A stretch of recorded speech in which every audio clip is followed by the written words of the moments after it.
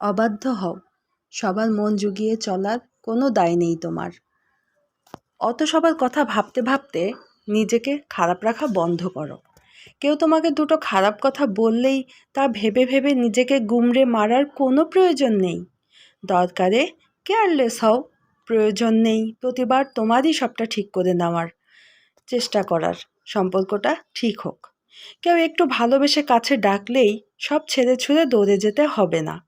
বুকে জমা সব কথা হাউ মাউ করে বলে দিতে হবে না। বিশ্বাস করতে একটু সময় নাও। একটা গণ্ডি টানো নিজের মনের চারপাশে, যা পার করে সহজে প্রবেশ করা যায় না। যেখানে কদর নেই সেখান থেকে উঠে এসো নীরবে। মিছে পিছুটানগুলো ঝেড়ে ফেলো। কিছু ছবি, কিছু মেসেজ মুছে ফেলো। ওঠো, অনেকটা দেরি হয়ে গেছে। এবার একটু নিজের দিকে তাকানো অভ্যেস করো। নিজেকে নিজেই ভালো রাখতে হবে, কেউ দায় নেবে না। তাই নিজেকেই বলো, ভালো থেকো, ভালো রেখো।